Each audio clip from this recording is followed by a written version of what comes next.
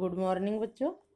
तो हम पढ़ रहे थे भारतीय अर्थव्यवस्था की समक्ष चुनौतियां में गरीबी। गरीबी के कारण देखे थे हमने कल। उसमें आपके सामाजिक कारण, आर्थिक कारण, राजनीतिक कारण, ये तो हेडिंग है। लेकिन इसमें आपके प्रश्न 1 नंबर का क्या बनेगा कि गरीबी के कोई 2 सामाजिक कारण बताइए, गरीबी के कोई 4 आर्थिक कारण बताइए, इस तरह से। ठीक है। और एक रेगनार रक्षे का देखा था, गरीबी का दुष्चक्र। किसने बताया? रेगनार रक्षे ने गरीबी के बारे में। उसने क्या कहा? आपके यहाँ से रेगनार रक्षे से भी जो है 2-3 प्रश्न बन सकते हैं, तो आप ध्यान में रखोगे। ठीक है। और एक उदाहरण देख के, राजेश का उदाहरण भी देखा था हमने कि क्या स्थिति थी राजेश की और क्या क्या कमियां थी, क्या था कि वो गरीब था, है ना। वो अशिक्षित था, स्वास्थ्य भी उसका ठीक नहीं था, जनसंख्या मतलब लोगों की संख्या भी ज़्यादा थी उसके घर में, इसलिए वो गरीबी की स्थिति से बाहर ही नहीं निकल पा रहा था। ठीक है। अब आज का टॉपिक है हमारा ये गरीबी निवारण के उपाय। गरीबी निवारण के कारण हमने देख लिया, अर्थ प्रकार वगैरह सब हमने देख लिए। हम समझ गए कि गरीबी क्या है, कारण क्या है। अगर जिस चीज़ के कारण पता होते हैं तो हम उसका उपाय भी कर सकते हैं, है ना।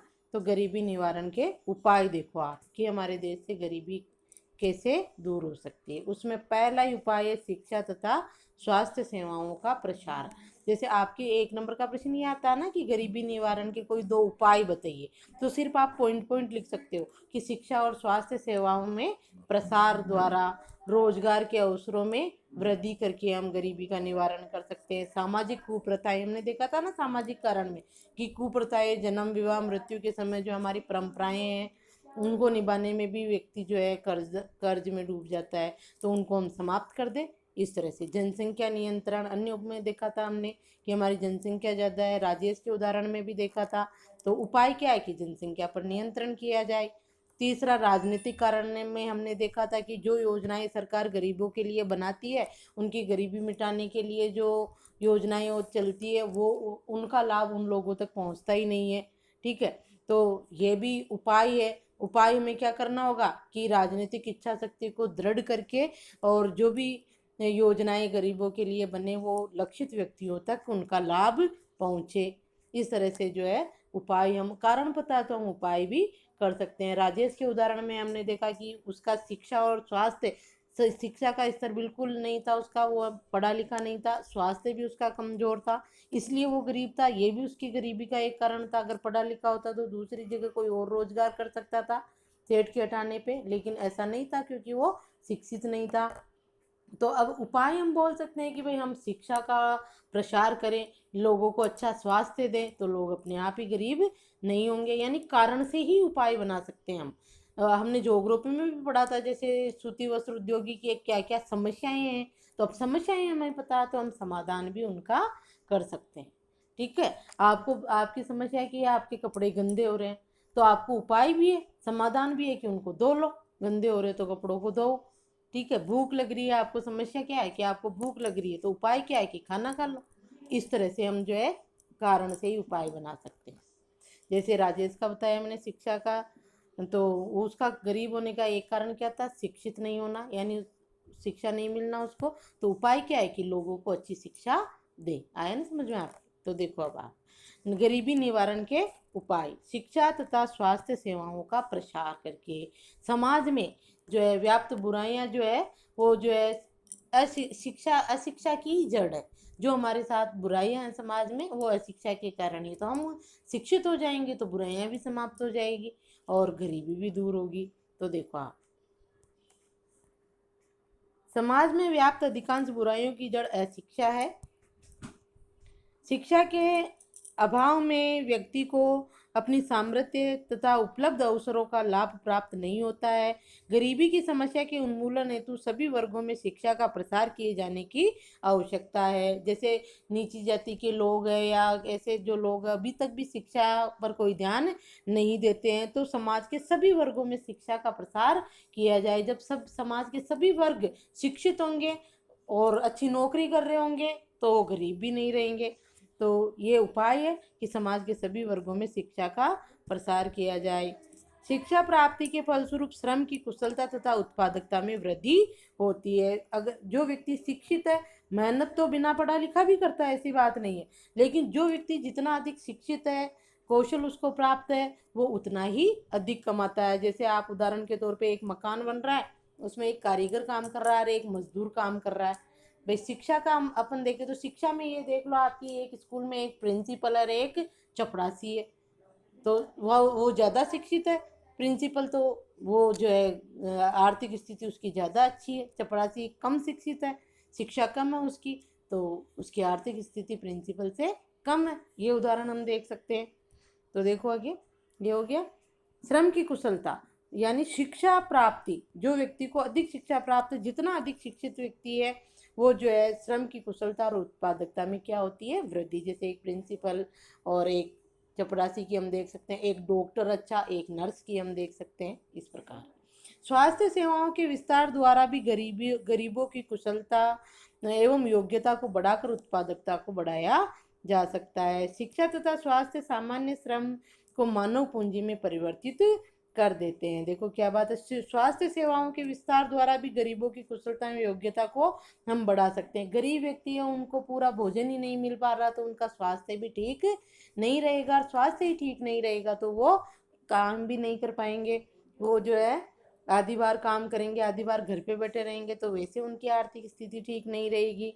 तो स्वास्थ्य का स्तर बढ़ाकर भी हम उत्पादकता को बढ़ा सकते हैं। इस प्रकार शिक्षा तथा स्वास्थ्य जो है क्या करते हैं, सामान्य श्रम को मानव पूंजी में परिवर्तित कर देते हैं।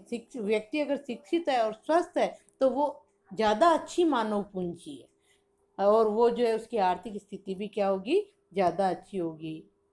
मानव पूंजी में आप जैसे एक डॉक्टर ज़्यादा मानव पूंजी है, अच्छी मानव पूंजी है, या एक नर्स, एक प्रिंसिपल ज़्यादा मानव पूंजी है, या एक चपरासी, किसको मानोगे आप, मानव अच्छी मानव पूंजी है ना।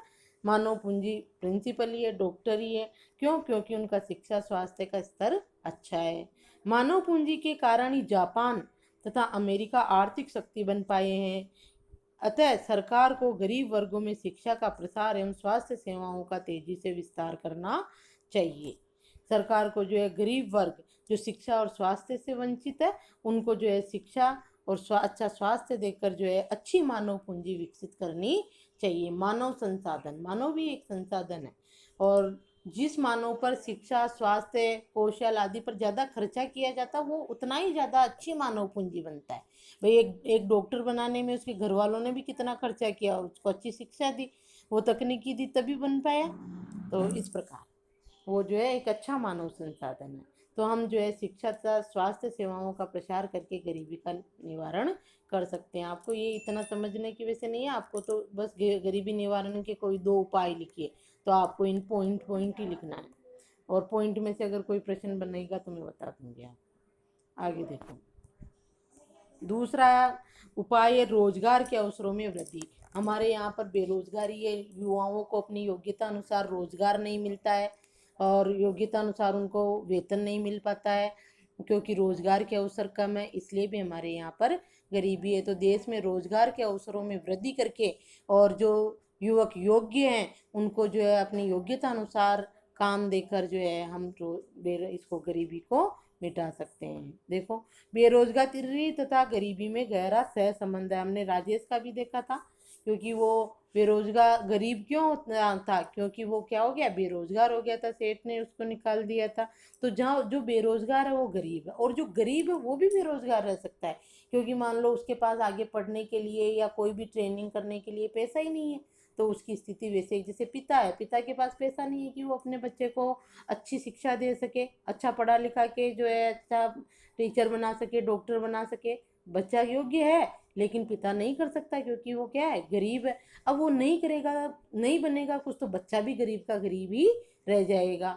तो वो गरीबी किसका कारण बन गई, बेरोजगारी का। और मान लो बेरोजगार है, कोई उसके आय ही नहीं है, तो वो अपने आप ही क्या है, गरीब है। तो इस प्रकार बेरोजगारी और गरीबी में गहरा संबंध है। इन दोनों समस्याओं का सह अस्तित्व पाया जाता है। अतः रोजगार के अवसरों में वृद्धि करके, हमें अगर गरीबी मिटानी है तो हम रोजगार के अवसरों में वृद्धि करके गरीबी की समस्या को समाप्त या कम किया जा सकता है। समाज के जिन व्यक्तियों के पास कौशल या योग्यता है, उन्हें स्वरोजगार हेतु प्रोत्साहित करके तथा संसाधन उपलब्ध कराकर गरीबी के जाल से बाहर निकाला जा सकता है। गरीबी यानी जो लोग कौशल प्राप्त है, जिनके पास योग्यता है, उनको जो है स्वरोजगार के लिए, मान लो नौकरी नहीं लगे लेकिन उनको स्वरोजगार के लिए सरकार प्रोत्साहित करे, उनको सस्ते में लोन वगैरह दे कि भाई तुम अपना व्यवसाय खोल लो, अपना रोजगार करो। संसाधन उपलब्ध कराकर उनको गरीबी से बाहर निकाला जा सकता है। तो इस पे अंडरलाइन कर लो आप, समाज में जो व्यक्ति किस प्रकार से जो है गरीबी से बाहर निकाला जा सकता है लोगों, इनको बेरोजगारों को। ऐसे गरीबी जिनमें कौशल का अभाव है, उन्हें मजदूरी रोजगार प्रदान करके उनकी क्रय शक्ति में वृद्धि की जा सकती है। लेकिन सरकार के प्रयास है ये होंगे, ये प्रश्न क्या होगा, रोजगार देने के लिए या गरीबी मिटाने के लिए सरकार द्वारा किए गए प्रयास। तो ये जो कौशल प्राप्त और योग्य हैं उनको तो स्वरोजगार के लिए प्रोत्साहित करें, संसाधन उपलब्ध कराएं। और जो लोग कौशल प्राप्त नहीं है, ठीक है, जैसे अपन एक कारीगर और मजदूर का उदाहरण ले सकते हैं। कारीगर मकान बना सकता है, ईंट जोड़ के कैसे, वो कौशल है उसमें, ठीक है, तो उसको जो है दिन के 1,000 रुपये मिलते हैं। एक मजदूर है, वो नहीं बना सकता मकान, तो उसको जो है दिन के 300 रुपये 500 रुपये इतने ही मिलते हैं। तो उस कौशल वाले को भी मिलते, तो कौशल का भी जो है जिन लोगों में अभाव है उनके लिए क्या किया जाए, मजदूरी, जो कुछ कर सके। जैसे गाँव में नरेगा वगैरह चल रही है, उसमें मिट्टी को इधर उधर डालनी है, तो उसमें न कोई पढ़ाई की ज़रूरत है, न कोई ट्रेनिंग की ज़रूरत है।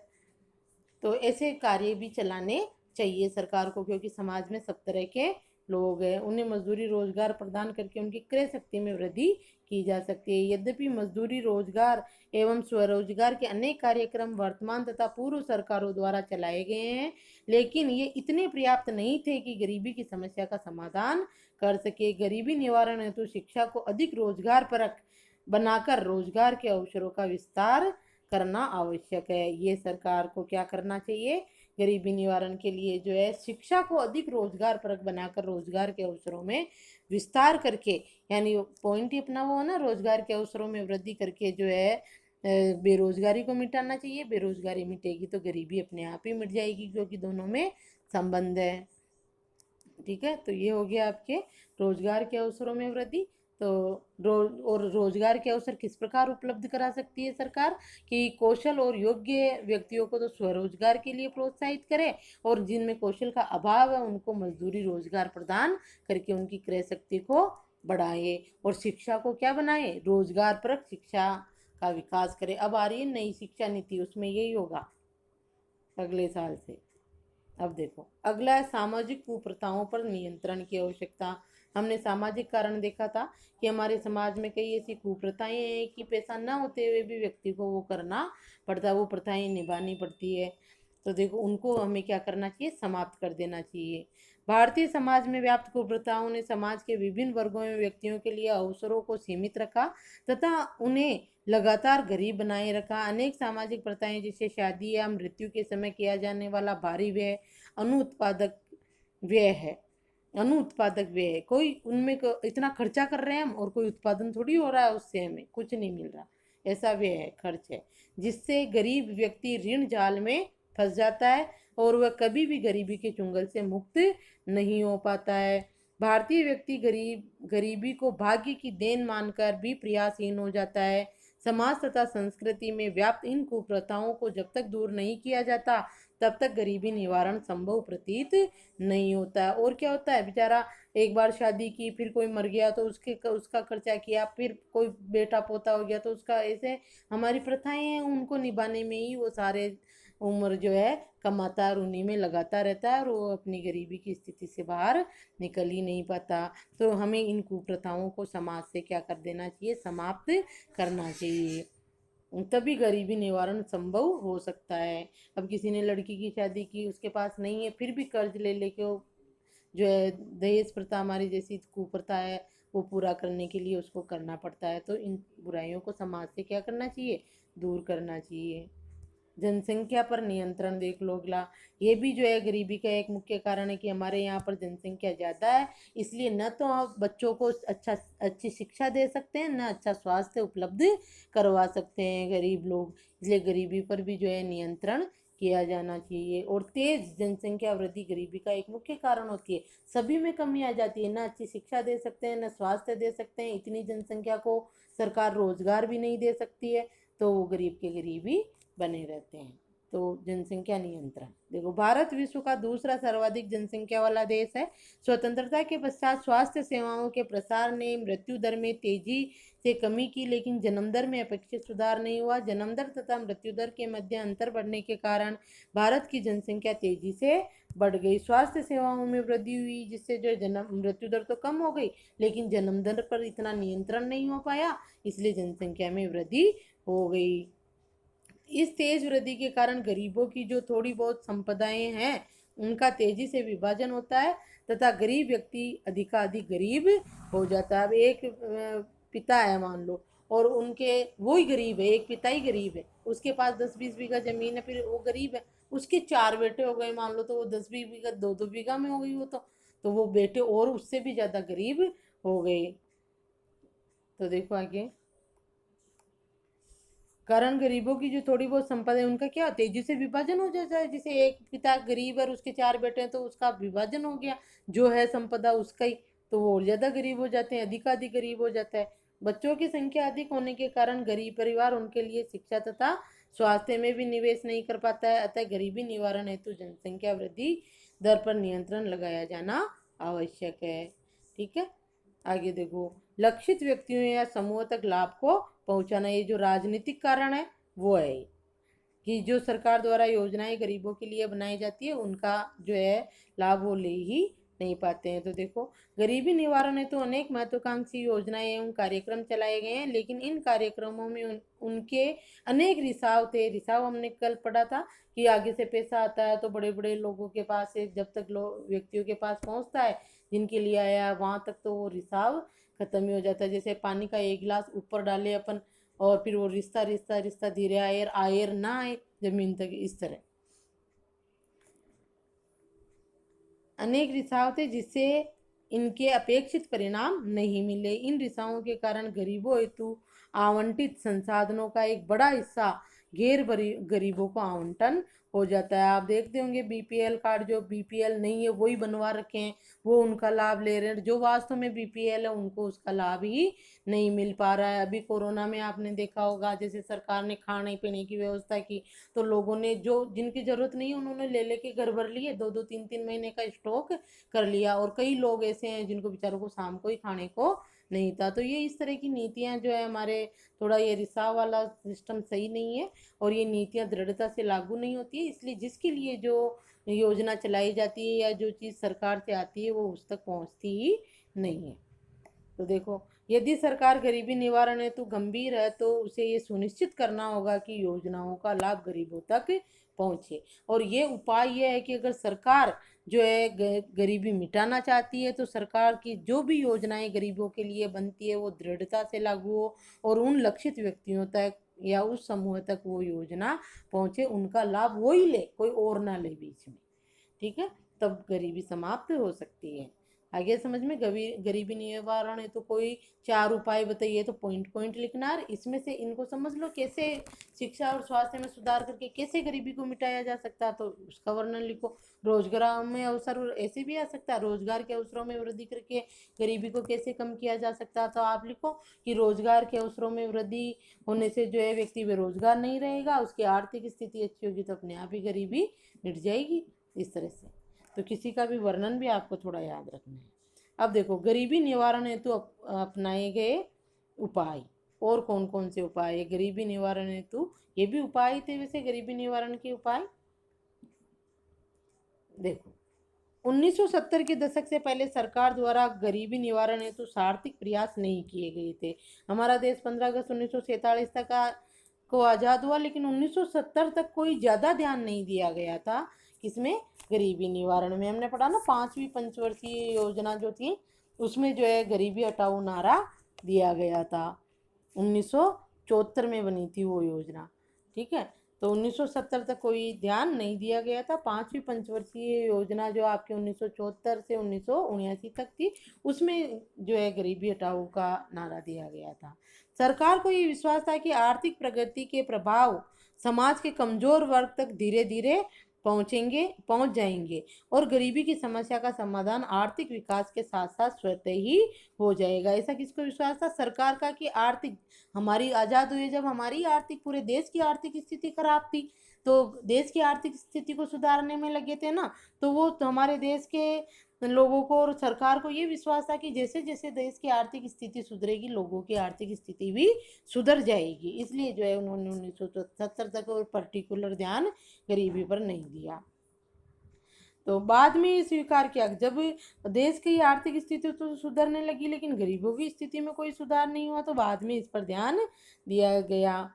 तो देखो, बाद में ये स्वीकार किया गया कि भारत की विकास दर बहुत धीमी है तथा इसके लाभ भी अपेक्षित मात्रा में गरीबों तक नहीं पहुंच पाए हैं। 1970 के पश्चात गरीबी निवारण हेतु, यहाँ प्रश्न बनेगा आपके, 1970 के बाद, 70 तक तो कोई ध्यान नहीं दिएगा, 1970 के बाद जो है क्या प्रयास किए गए गरीबी निवारण हेतु, तो ये प्रश्न है यहाँ।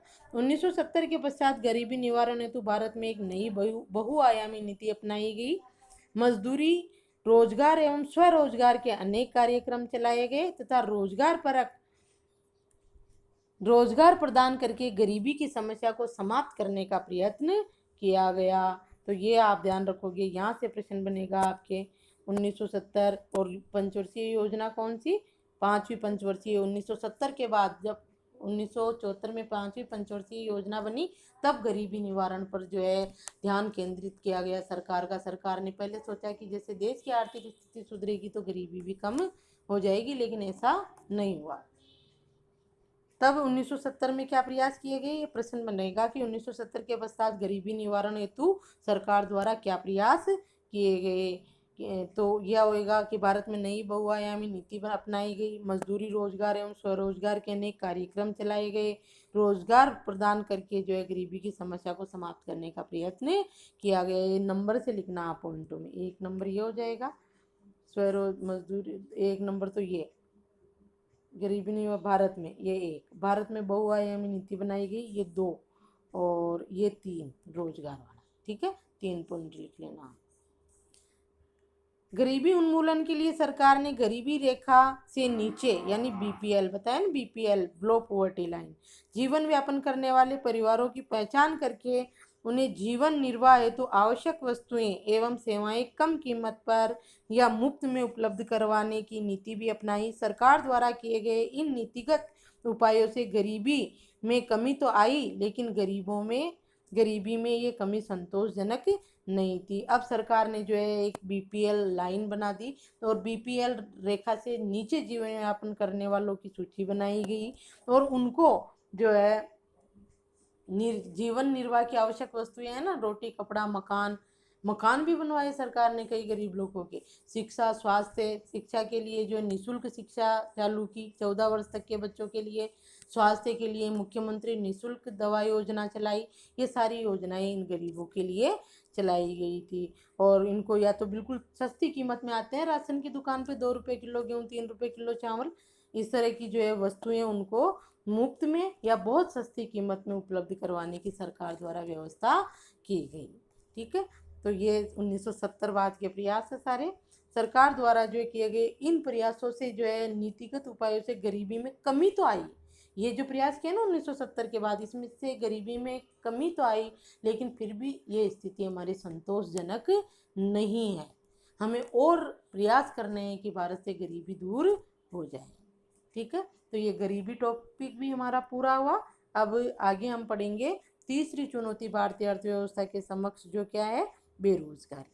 ये हम अगले वीडियो में देखेंगे। गरीबी तक के जितने भी प्रश्न मैंने आपको भेजे हैं, उसमें जो प्रश्न पेज भेजा है आपके, उसमें आप कर लेना और उनको याद भी करना। और कोई प्रश्न जैसे वीडियो में बता देती हूँ, यहाँ प्रश्न बन रहा है, आपके समझ में आया तो वो प्रश्न बनाकर आपको उसका उत्तर लिखना है। ठीक है, धन्यवाद।